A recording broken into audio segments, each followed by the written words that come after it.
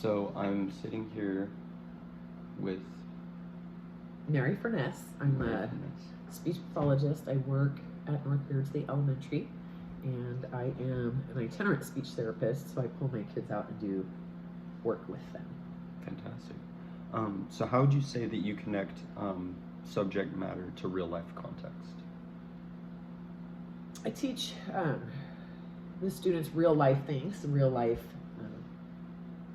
subjects that they can use in everyday activities, manners, listening comprehension, things such as that. Awesome. How do you promote critical thinking in your lessons? I try to relate what I teach to them and how to take it back to the classroom and how to make it usable outside of just my therapy classroom. I ask them to show me or to tell me, explain real life examples of the situations that they could use what I've taught them in. Okay. How do you set up your classroom expectations? And is that something you kind of do on the first day?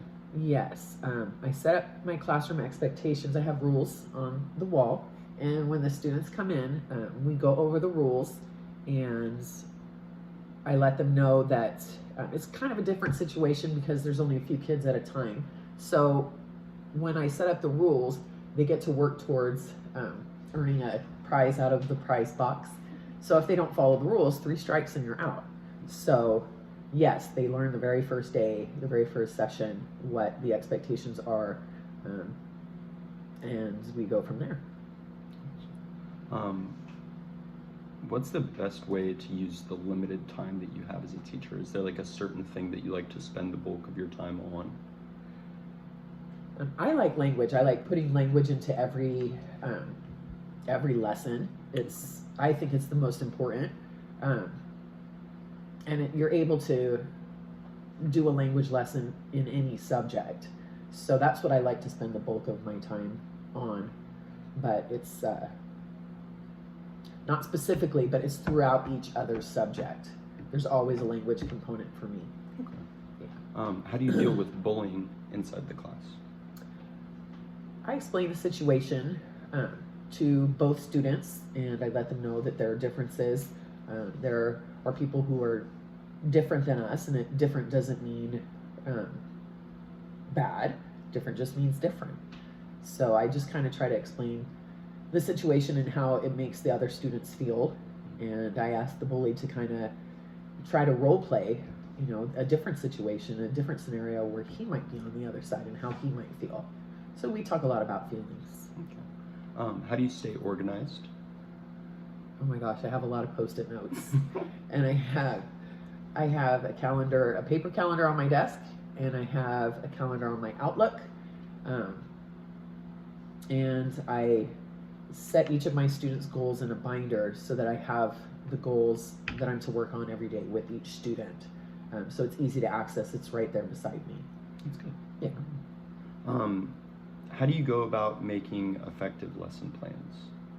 I spend time looking at my students and the groups that I work with and the things that they need.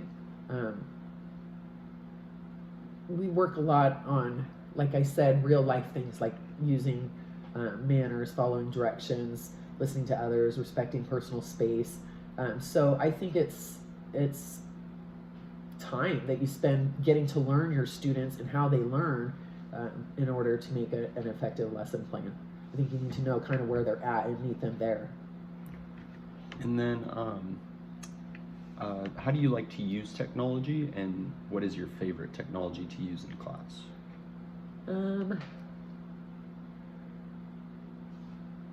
I don't really like to use technology in the classroom, but sometimes I do. We use it for breaks, and we use it for relating different scenarios to the lesson that we're talking about. It's usually like a role play of whatever lesson it is I'm trying to teach. If I'm trying to teach kindness, it'll be a video of students about the same age role playing kindness, kind activities, things such as that. I like Bamboozled and bamboo I forget what it's called, but it's like a brain break where the kids get they get to stand up and they get to do a physical activity it kind of gets their energy out, and then they sit back down, and then they're kind of ready to learn again because they've got that extra energy out. Nice. What would you say is your teaching philosophy?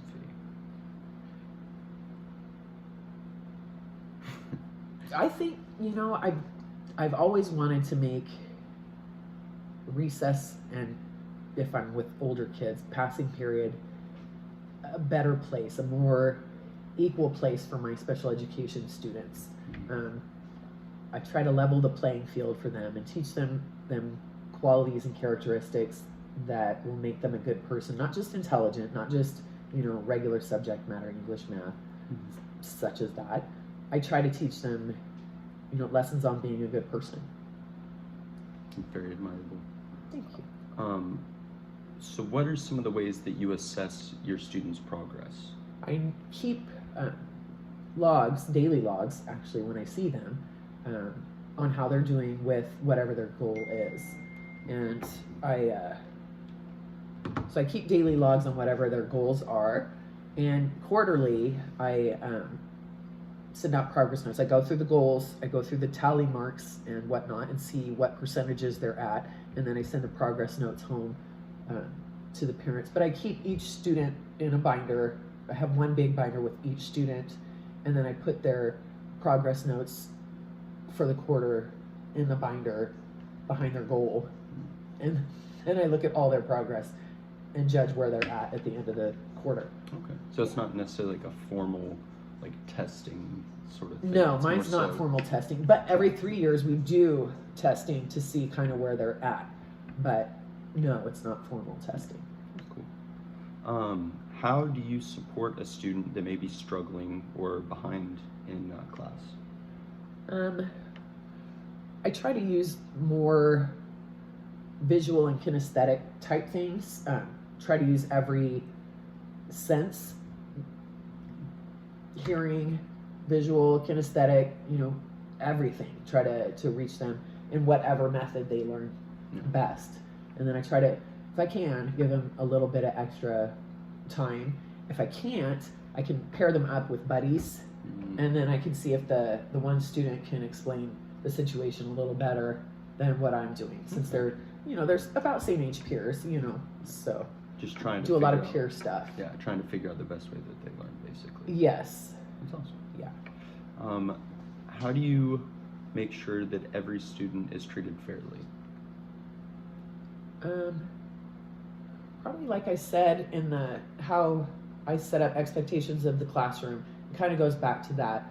We're a group when we're in there, and nobody's going to be treated any different. If they are being treated different, they don't get a prize from the prize chest. True story. Yeah. So circling back to that, how do you motivate your students? I think it might have something to do with the prize chest. Yeah, they love the prize chest. They get to pick from it once a week, and they work very hard. I see them about twice a week. So the first time they come, and they know that their behavior. I reward them on their behavior more so than how they're doing on a task. I don't really reward off of that, because different students are at different levels. And so it kind of throws it in your face. Well, Johnny can't do it as good as me. I'm better. And it kind of sets up almost like a warring system in your classroom. And so we go more based off of behavior. And then I keep relevant lessons, things that are real life. So that's how I try to motivate them. But the treasure chest does work too. Very well. Okay. All right. So how do you keep them engaged throughout? Oh yeah. The entire class period? So how do you keep your students engaged for the entire class period? We usually have like an introduction, and then it's kind of something fun, like an attention grabbing activity, and then we get to the meat of the lesson, and then we get to a fun activity to let them use what they've learned in the bulk of the activity to see where they're at with understanding it. Does that make sense? Yeah. So something like an attention grabber, Yeah. the bulk of the lesson, and then some testing, some way to test the knowledge that they just learned. Yeah. So you're kind of chunking it into individual things so that you can sort of keep them on task and stay we're moving. organized. Yes, we're not just doing one thing and one thing only. It's very different, and it's different. You know, maybe there'll be technology in the bulk part of it, and in the beginning of it, it's, you know, worksheets, and then it's a little bit of technology and with the bulk of the lesson, and then after is a little game or something like that. An activity. Yes. Of sorts. Yes. That's really interesting. And then so when using technology in classroom, how do you make sure that the students are using technology for work instead of other activities? That's a tough one. I am usually in control of the technology, so in my situation, it doesn't usually happen, but I could see in a large classroom where it could be difficult.